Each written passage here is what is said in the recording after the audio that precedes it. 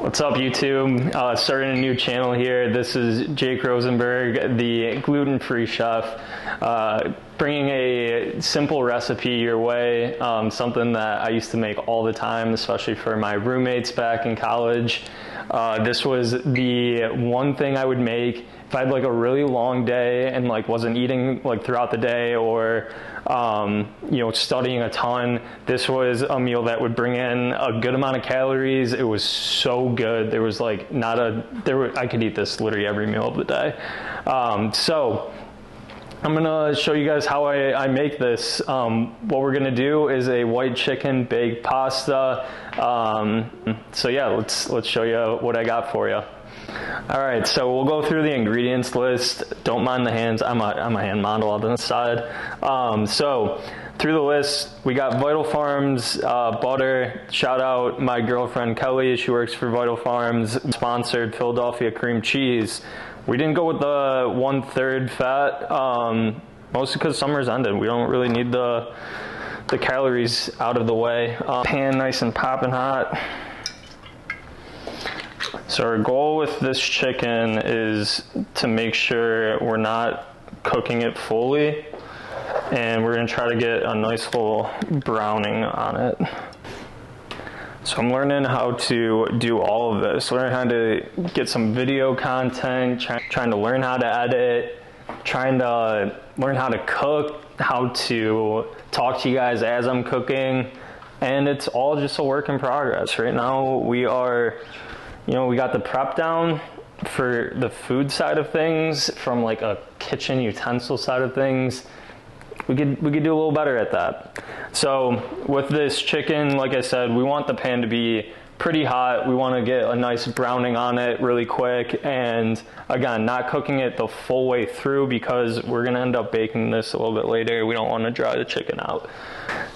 Yeah, we needed to turn the heat up on this, get it going well before we started that up. Levi! There's the little Levi guy. Oh my God, he is just so cute.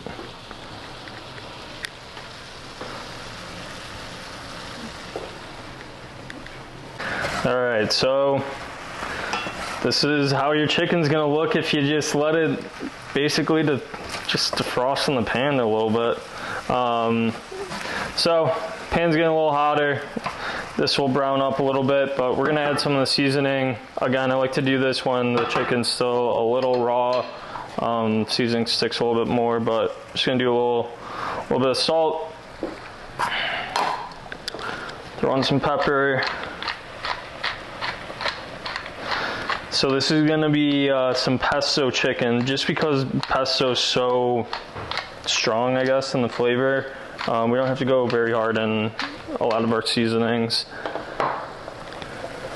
So just gonna continue to let this hopefully boil out a little bit, which is weird to say about meat, but it's gonna come out good. I have faith. What? Don't say that in the YouTube videos. Oh, sorry, can't get monetized for swearing. Never mind. Frick! Poop! That one's for Jake out there, if you remember grade school.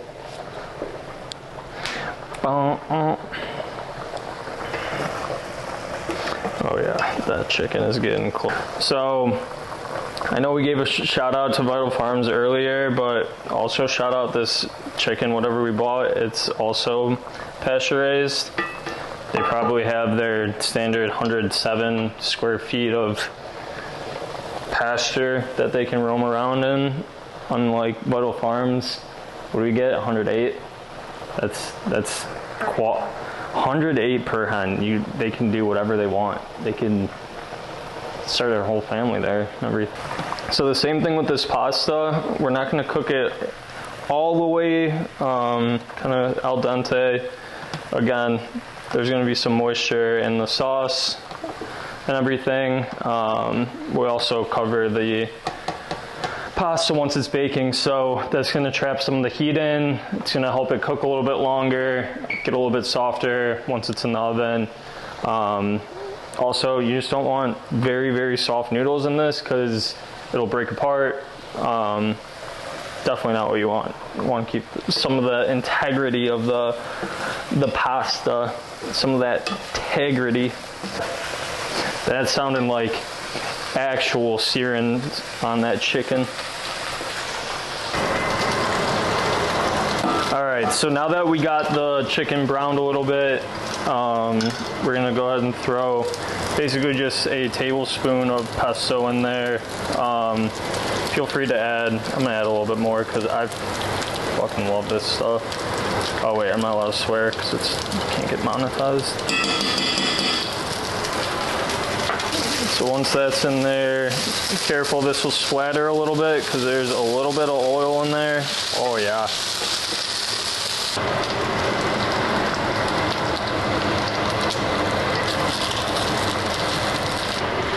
Alright, so pasta done boiling, chicken basically ready to go. I'm going to take that off the heat.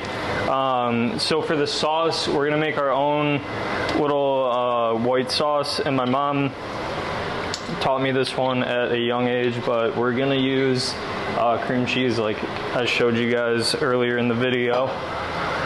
So first we want to start by, we can do it in the same pot as our pasta, just have it on the side, rinsed off and ready to go. Go ahead and throw in the shallots and the garlic and get that nice and fragrant. Add our heavy whipping cream and the rest of our cream cheese. Do a full tub. So once the cream cheese starts to melt a little bit, it'll start to look exactly like that. Go straight mozzarella. And I got a different kind of smoked cheese. I've never heard of it before. Oh. Yeah, at our old apartment, that would have been beeping for a good 10 minutes straight. I'm really bad at closing stuff as I'm cooking, and opening for that matter. Alright, so basically, like I said, we're going to combine everything into one pot, mix it all together, get it over to the oven. So we're trying a new cheddar cheese. It's like post-smoked. I don't know. It's a smoked cheddar cheese. I don't know if it'll go good with it or not.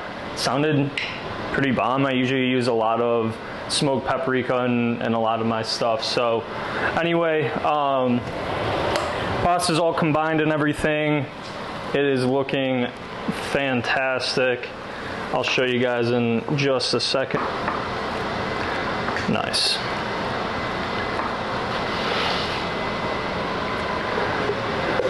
Off with a little bit of mozzarella here.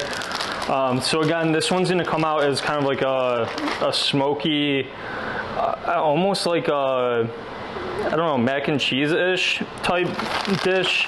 You can go a lot more of like the Italian style if you just stick to the pesto.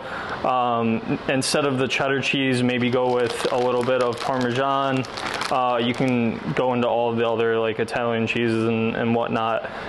But pro tip, I would always throw just a little bit of mozzarella on top. That's a cheese that tends to brown and just look nice and just makes your food look awesome. So I'm gonna throw this in the oven. I have it baking at 400 degrees, like it on the higher side. We're gonna bake for about 15-20 minutes. Main thing here, everything's cooked. We just wanna kind of make it look pretty on top. So we're gonna get the cheese melted down a little bit, make sure it's all consolidated, and we're gonna dig in because I'm hungry. Alright, let's do a little sneak peek in there. Oh, that's looking pretty far. So, this has been baking for about 20 minutes. Remove the aluminum foil halfway through. So we're gonna see. Alright. And that's what we got. That's what we're working with. Alright, let's dig on in. Let's get a little taste for the camera first.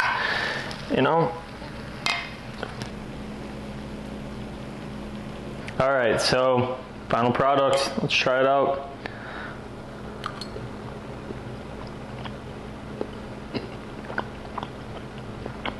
Still very hot. That's crack though. I actually like it a lot. I don't know. I've kind of done more of like the Italian way. I like the smoked. It's got its own like unique little flavor. It's not like too much. I would say this is like, kind of tastes like a little more buttery with like the smoked. Rather than like the Italian, you get like a lot more pesto, kind of different flavors. But I'm for sure gonna eat this whole thing this afternoon. No chance. It's taking much longer than that. So hopefully you guys enjoyed the video. Hopefully you guys try this at home. If you do, let me know how it is. Let me know how you like it. If you have any other suggestions, any other recipes that you want to see, again, I'm making everything gluten-free, and I want to hear what you guys have to say. So if you could, like, subscribe, comment, share this with all of your friends. And we'll see you back at the next video.